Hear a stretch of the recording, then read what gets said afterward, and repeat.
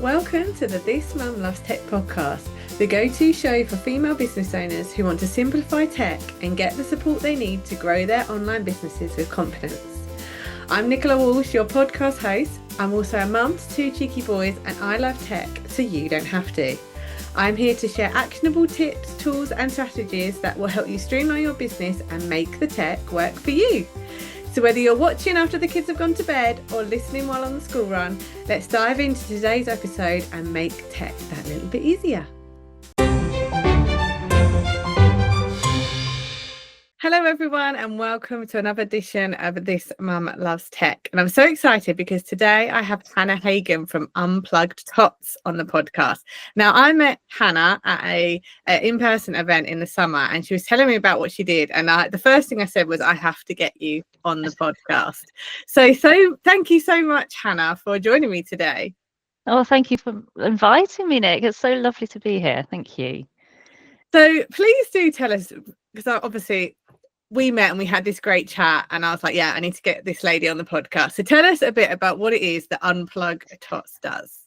So essentially, I help parents and educators teach children how to use computers. So it's kind of computational thinking concepts through screen-free, play-based activities. So we know that tech is everywhere and our kids are going to end up working in jobs that we have no idea what they're going to be. So they need a different set of skills. And the idea is I want to teach children these skills without using tech to do so. You know, we all know how much kids love to make a mess and how much they love to play. And so we kind of have to meet them where they are.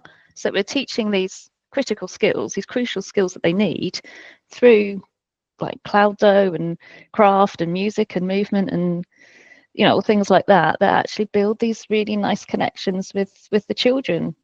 So that's what I do. Oh, I love that. Like when we had this chat, I was just like, this is just so amazing because you're right. Like we're doing now things that didn't exist when we was at school. We have absolutely no idea what our kids are going to be doing when they, get to leave and get jobs and all that kind. Like you leave education, get jobs, all that kind of thing. So, but we need to prepare them for this digital world that they're coming into. But like you said, the last thing you want is to have them on a screen all the time. So I just loved the whole concept of what it is that you do and how you are encouraging and preparing them with these skills, but without a screen. So, yeah, how did you get into this? Like, where does this all come from? So my daughters, who are currently 11 and 9, at the time were 2 and 4. And so my husband's big into tech and he loves tech. And I wouldn't say got dragged along to an event, but we attended an event with him, a tech event in Cambridge. And it was run by Raspberry Pi. And I don't know if you've heard of Raspberry Pi, Nick, but it's these little kind of credit card sized computers. And the founder of Raspberry Pi basically used to be a admissions person at Cambridge University. And he was in tech. He's always been kind of in tech. Did his computer degree at Cambridge University and was a lecturer. And he realized that the admissions of computer science applicants was decreasing, and he knew that he needed to get the pipeline of tech talent up. And to do that, he needed to create something reminiscent of like the old school computers where people learn to code using like literally bits of paper almost. And so he created this bit of hardware called Raspberry Pi. And that was, I think it was nearly 10 years ago. And it's just boomed. So they're now floating on the stock market. They've got kind of two sides to the business. They've got a corporate side where they help actual like companies like Arm and all of your ticket machines that you go through the train stations. They all use Raspberry Pis. All of the terminal screens at airports use Raspberry Pis. They are everywhere. And then the other side that they have is the foundation, Raspberry Pi Foundation. And they are on a mission to support as many children internationally as they can to get kids into coding, to get kids using these Raspberry Pi kits, to get kids into AI, all, you know, safely and tech for good and all things like that. So we attended this festival in 2018, and my girls saw 3D printers, they saw wearable technology, they saw robots, and then we got to another room and they were learning, well, they were trying to learn Scratch coding, which is like a block coding program. So it's like the early lines of code for kids, basically. So you drag and drop blocks of pre-built code kind of sections into a kind of a dashboard area, and it controls these little characters, these little sprites, and they move around based on what you've programmed them to do. So at 2 and 4, they couldn't read the instructions, they couldn't use a keyboard, they couldn't, you know, type in, you know, what these sprites needed to say, like hello, because they couldn't identify the letters. And well, my mama bear came out. I was like, why is there a barrier to my kids being able to do something? And they were hungry, they wanted to know what to do, how to make these really colorful, interactive, engaging characters move. And I knew I had to do something. I had to do something because I know from my background of working in tech how we need a pipeline of quality females to help balance the cognitive diversity. And I knew that tech and screens is going to be prolific. Didn't quite realize it in 2018 how prolific it was going to be in kind of you know, COVID years and things like that. But I knew I had to do something to help my girls and then hopefully help other people. So that's what I did. I basically built a bridge between kids not being able to kind of get access to kind of early computer coding concepts, and then being able to kind of filter the information they learn from my computational thinking concepts into being able to learn to code and use screens and collaborate and work together and communicate. So that is a very long-winded way of saying how I got into this. It was essentially my children. You went to something with your kids that you probably weren't really looking forward to particularly. No. It's kind of something it was a day out. Day out, went with your husband kind of thing, and you just never know where that next idea is going to come from, and it's been that catalyst for you creating your business. So how long, like generally with the podcast, I speak to fellow business owners and hear about their business story, but what I really wanted to get you on the podcast to discuss was this concept of children and learning coding, because obviously so many of the people that listen to this podcast have kids themselves, and I know there's this big worry of them being on the screen all the time. So you have got a book that you have just written, so without going too much into what's in the book, maybe is there something like practically that we could go away and start doing with our kids, like now or after we've listened to this or watched this, that would be a great activity to do with them, to really kind of be getting them to use those skills? Because that's often what I find when I'm playing with my little ones, is not really knowing what this is helping them achieve. I know like sometimes play is just play, and that's great as well, but sometimes it'd be good to know there's a point to it as well. Yeah.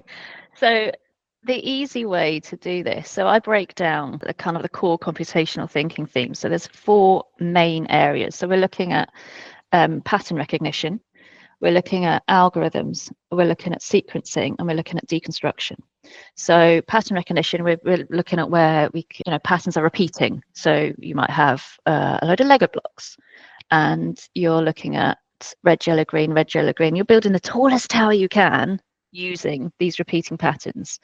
But when you relate that to computer coding, you are looking at perhaps loops in a set of in an algorithm, basically. So you've got a load of things that are repeating, and you can clump them together as a loop. So let's say you're building you're creating a square using Scratch, and you just repeat a set of instructions that says ×4, basically. So you're trying to get your child to it's that early kind of conceptual idea of, let's see how we can create a visual of a repeating pattern. And then when they get to like 6, 7, 8, and they start using Scratch, they can pull on these skills that they've already learned when they're kind of 2, 3, 4. They don't realize they're doing it, but they've got that in them already. So that's kind of pattern recognition. Algorithms is essentially a set of rules. What are the rules that we need to follow when we leave the house? You know, let's look at the weather, and let's see what shoes we need to wear for the weather. Is it raining? Do we wear Crocs? Is it raining? Do we wear welly boots? I mean, you can wear Crocs and get wet feet when you go and splash in the puddles. But then we bring in the element of debugging. Oh, we've got wet feet now. What should we have done next time? We actually need to wear our welly boots now, don't we? Because no one wants wet feet. And then we've got, well, the other thing with algorithms that I really like is recipes. So you're in the kitchen, you have to follow a set of, you know, the methodology, which is the method in a recipe in a specific sequence. So you're building all of these things that are kind of tech skills into the kitchen. So we were doing apple crumbles a favourite in ours, and actually when the girls were little, it was the Gruffalo crumble because they were reading the Gruffalo at the time and all this kind of stuff. So I was like, oh, got to make sure we do this step first and then this step next, because if we don't do it in this way, you know, if you put the crumble mixture on the base of the dish and then we put the apples on top, it's not going to be an apple crumble, it's just going to be a mess. So it's those kinds of things where we're having to get our children to think logically and think critically and actually let them think for themselves. It's so important, because those are the skills that they will need in the future, irrespective of whether they go into tech or not. Yeah, I love that. Yeah, Gruffalo crumble is a big favourite in our house as well. And it's understanding. It's just the way that you talk to your children about it, like by saying what comes next, or even like, do we put this in next? And they're like, no, you've got to put this in first. They're learning that without, like you said, without realizing that they're learning that kind of thing. So what would you say with how when you've been doing this and putting your book together and helping parents understand, what's the biggest misconception? Like when people hear about what it is that you do, what would you say is the biggest misconception? The biggest misconception that I have is that I'm a tech hater or a screen hater or anything like that, and that is not the case at all. I mean, look at how we're communicating right now. You know, we absolutely need screens because it helps us grow. It helps, you know.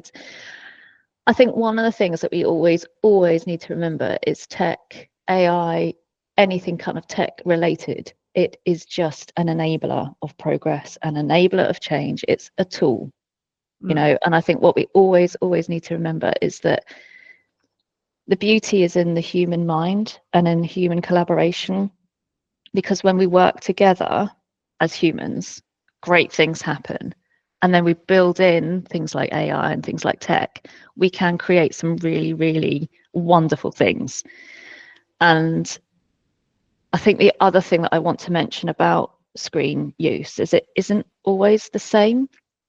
So we've got, there's been quite a lot of research by a lady called Dr. Fiona Aubrey-Smith, and she basically has worked out there's 3 different layers of screen use. So we've got the first one, which is essentially a consumption. So we're sitting and we're just watching, we're doom scrolling, we're just letting the content just stream into our eyes, rightly or wrongly, it's just the way it is. The second one is where we're starting to look at things like, I don't know if your kids are on Times Table's Rock Stars. Yeah. So there's that. So there's a little bit of human interaction where the kids have to think and they have to interact and they get the dopamine hits, and rightly or wrongly, that is how some of the, you know, how some of the tech works. And then the third one is starting to use things like Scratch. So we're starting to use logic, we're starting to use critical thinking, logical reasoning, and we are actually actively engaging with the screen and it's not just passive consumption.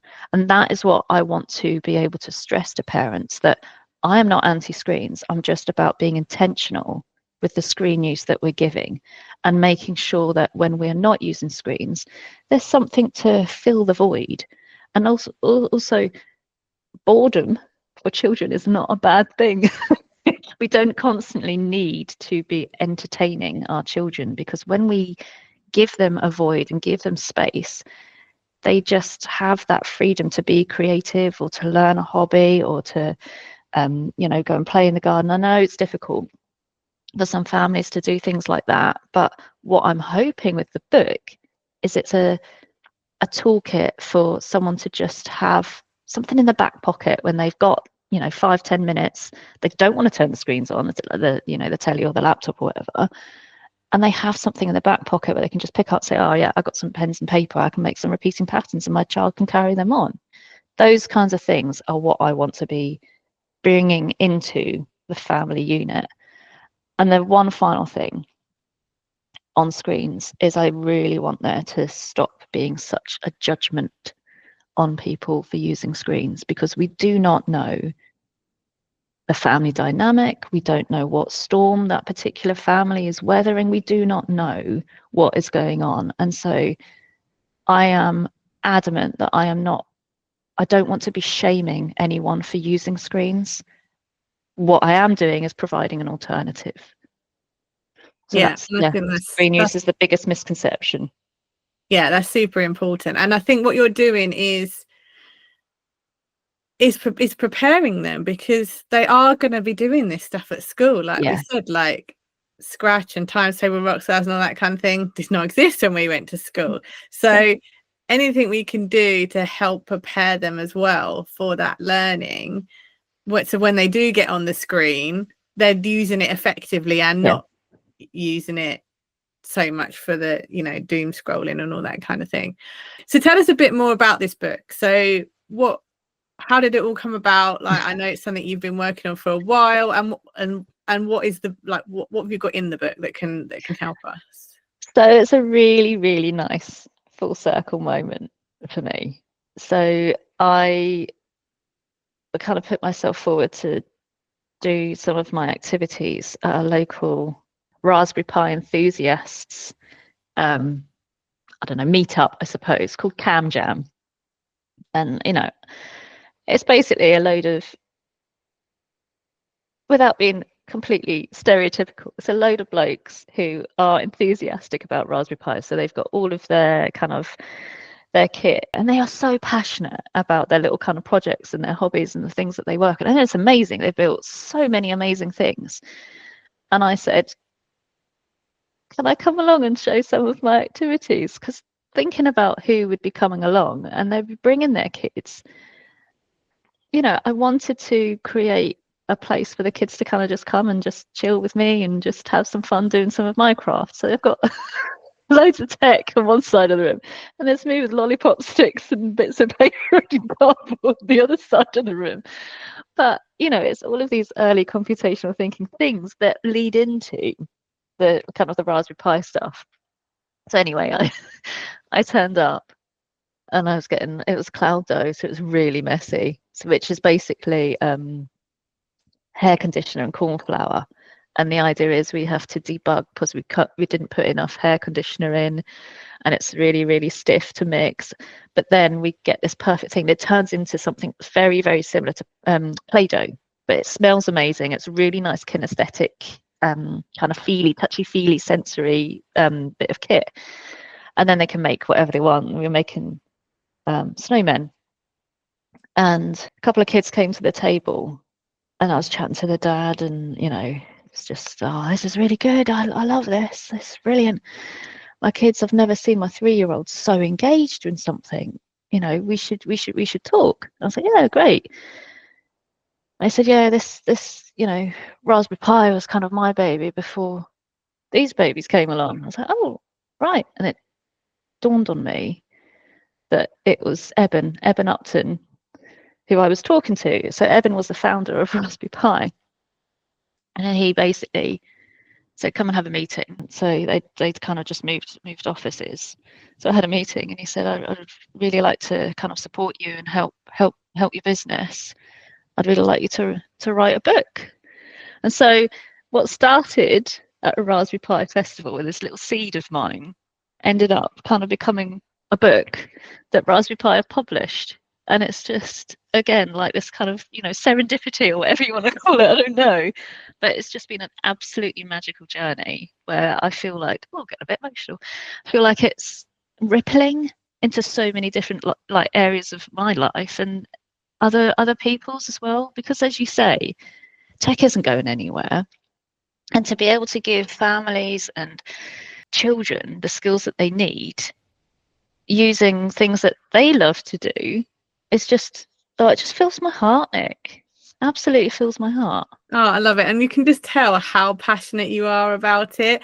And the fact that, you have done that full circle, it just proves that you were in the right place at the right time, and you've got that idea, and then going along to that event where you were like, I don't know if there's going to be even people here that are interested in what I'm doing, and then it turned out that the actual founder of the whole thing was there. Just sometimes you do just end up being in the right place at the right time. Absolutely. And the fact that you've now got your book out there. So tell us a bit about what is in it. Like what can people expect when they get your book?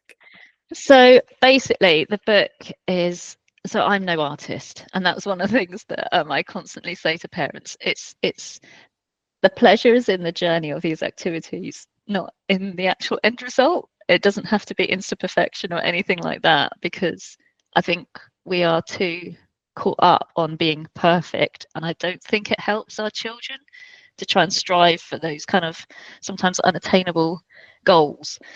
So luckily there are other people drawing the pictures for the book and not me, because you'd have had stick people. So basically the book is kind of split up into different sections based on computational thinking, and it is essentially like a toolkit, and it's designed in such a way that we've got little characters, and it's really, really colourful. We've got kind of comic strips, and it's just really light, but it's quite in depth in certain areas. But I wanted to make it accessible for anyone to just pick it up and go, right, I've got this, and this, and I can now go and have a walk with my kid and go and find, I don't know, conkers and leaves and sticks, and we can make repeating patterns with them and stuff. So it's using things that are in a natural environment. It's using things that you'd have like in a typical home. I think there's one thing about sorting the washing out. All things that we need to do in everyday life, but let's make it into fun. Let's make it into a learning opportunity, because I really think that play-based fun is where it's at for children, but play-based learning is where it's at for children and the adults as well, because they learn better when they're relaxed, when they're happy, when they're playing. And you can just drip feed some of these words in, like algorithm and sequencing and deconstruction. We don't need to be scared of dropping those big words in. It's just you bring them into their normal vocabulary. I mean, honestly, Nick, when you hear a 2.5-year-old saying algorithm, it is just the cutest thing ever. Yeah, I can imagine. And then so I did a few sessions in the local nursery, and it did a kind of a clap of thing for algorithm. An algorithm is a set of rules for us to follow. And you should have seen them when they went out to their parents. It was just adorable. And then the parents' faces just lit up. It's like, oh, my child just said that. And that is just joyful. I love it. I absolutely love it. Because it's their kids teaching the parents things. Yeah. I love it. Yeah, and that's definitely going to happen more and more, that the kids are going to be teaching us things for sure. Yeah. So where can people find your book? Where can we? The usual places: Amazon, Waterstones. So it's out now in the UK. It comes out in October in America. But yeah, it's on Amazon, Waterstones, Smiths. Oh, it's not Smiths anymore, is it? TJ. I can't remember what it's called now. Oh, I don't know, yeah. Honestly, I was so surprised when I went down the high street. I was like, oh, that's changed. So yeah, I can't even remember what Smith's is now called. But yes, anywhere. It's just called Unplugged Tots. It's called Unplugged Tots. Yes. So Yeah. I'll send you some bits and pieces. You can put some bits and pieces on the show notes, whatever you call them. So yeah.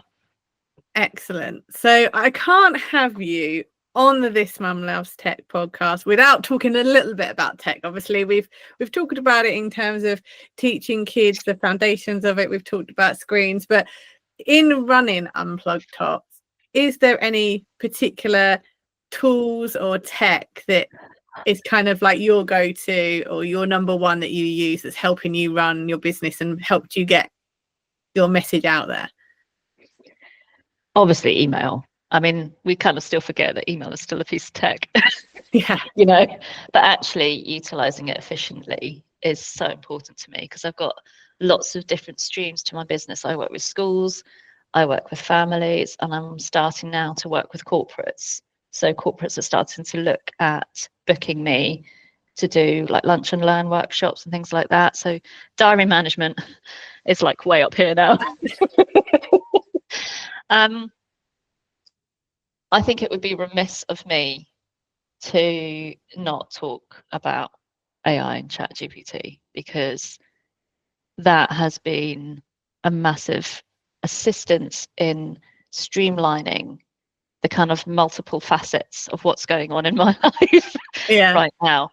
And I think it's I mean, I don't use it for content creation, but sanity checking is a really big part of what I use AI for. You know, is this a viable, like, even the kind of like the corporate stuff, is this an actual viable route for my business? And you know, AI, whatever it, in whatever guise you use it, ChatGPT, whatever, Gemini, you know, it is a valuable tool, but it's not the be all and end all. I think being mindful that that is essentially all it is really, really important.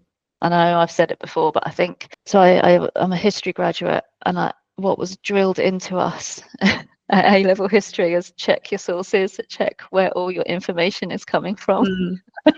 And I'm not sure that we are critical enough of where the AI information is coming from. And I think we just need to not call it out, but just be mindful that that is all it is. It's a tool, it's a sense checker, but ultimately we are in control. Yeah. And I think that's what I say when I'm helping people with their tech, is that the tech is there to help you do what it is that you do in your business. It's there to do some of the background tasks so you can do the actual thing that you do. You don't want the tech to take that away from you. Like, you still do whatever it is that you do, whatever, you know. Even me with teaching tech, I still do that, like on a screen, teaching people in person, or you know, if we're delivering like a masterclass on it, maybe online or in person, and the tech's not going to do that for me, but what it's going to do is help me send my emails and automate that side of it, take the bookings for people, that kind of thing. But it's not going to take away what I'm actually doing. And I think, like, that's, like you said, such an important part to remember, that the tech is the tool. The tech is not going to do it for you, or the tech shouldn't be doing it for you. No, and actually what I've noticed a lot, so one of the other things that I love is LinkedIn, and I've seen more content that is just drivel, AI drivel on LinkedIn, and it's not coming from the heart, you know. And I think that's what people love to see. People want authenticity. They don't want AI generated content. And you know, they sometimes want the warts and all of business running and all of this kind of stuff. And yeah, it's I think being authentic and actually using platforms like that to have the voice, a true voice, is so important, because then you allow other people to see what the real life, you know, highs and lows of running a business and publishing a book all are. Yeah, definitely. So before we go today, where can people find out more about you? You said you're obviously on LinkedIn. Is that the main platform that you're on? Yeah, so LinkedIn, but I've got Insta and Facebook groups and things like that as well. So yeah, and my website. So I've got lots of content on my website too. So www.unpluggedtots.com. And there's lots more coming in the future as well. I've got lots of plans to help more people balance screen use and have fun. There's not enough fun at the minute, Nicola. Yeah, it's definitely. just not. It's all very serious, and I think one of the things that screens can give us is an opportunity to actually say, look, let's pause and stop, and let's kind of get back to a bit more wholesome fun. And I think we all just need to remember that screens can be shut down and turned off. Yeah, and then grab your book and do some of those activities instead. Let's do the washing. Yeah, exactly. Make a crumble, all those kind of things. Well, thank you so much. It's been amazing having you and having this chat. And like I said, when we met, I was like, I just needed to get you onto this podcast to share, because I think screen time, especially when you've got little children, is just something that you just worry, are they using it too much? And knowing that there's other ways that you can help them get those digital skills that they need, but not doing it via the screen, I think is so important. And yeah, I'm really excited to see where the book and everything with Unplugged Tots takes you, because I think, yes, lots of exciting things in the future. So yeah, so just to remind us again, what is the title of the book and where can people find it, just before we go? It is called Unplugged Tots. You can find it on Amazon, Waterstones, and whatever the new thing of WH Smith is. Yeah. We'll put it into Google, Unplugged Tots, so it will come up. But yeah, thank you so much, Hannah, for joining me today. And I hope that everyone has enjoyed this episode of This Mum Loves Tech. Thank you so much, Nick. Thanks for having me. Thank you so much for tuning in to this episode of This Mum Loves Tech. If you're ready to save time and cut through the overwhelm when it comes to the tech and the tools your business really needs, don't forget to grab my free time-saving tech checklist. It's a super simple checklist that shows you what tools are, I believe, essential for your business, what can wait, and what you may have signed up to that you're not actually using. Download your copy at thismumlovestech.co.uk/checklist and start making the tech work for you. You can also find the link in the show notes below, and I'll see you in the next episode.